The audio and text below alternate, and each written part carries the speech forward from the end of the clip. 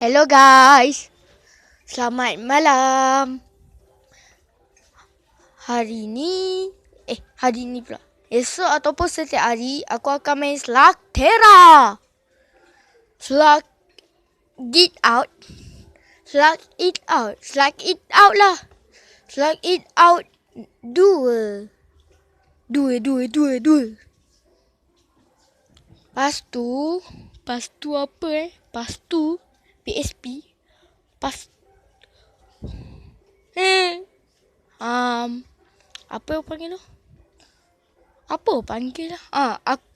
Aku akan main pula vlog. Aku akan buat vlog di Kuantan. Kuantan.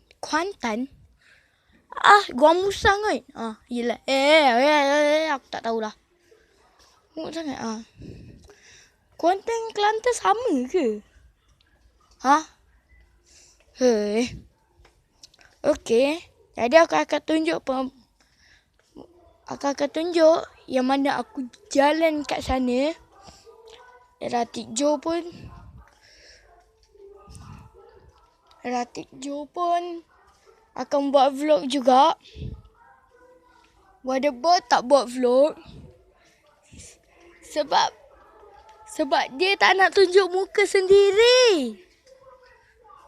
Sebab dia malu dengan muka dia. Muka dia handsome apa? Okay. Zikers.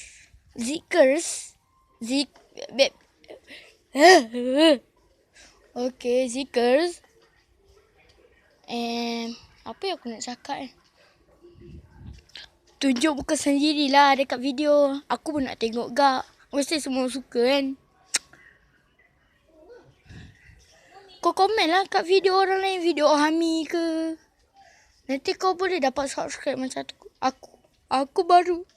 Aku sikit je. Tak adalah banyak mana pun. Aku tak tahu siapa yang subscribe aku. Pening. Tai lah.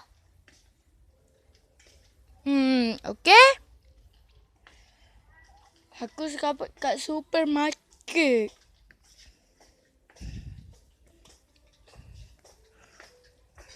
Nak beli buah tangan untuk orang yang kat kampung aku. Buah tangan. Jadi kita orang belilah yang mana yang patut. Barang rumah ke? Barang dapur ke? Hadiah ke? Hadiah aku tak tahu lah. Okay.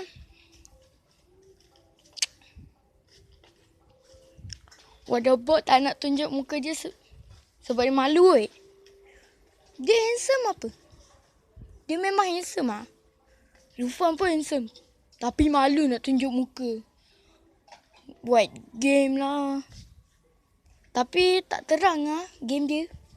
Komputer rosak ke? Okay.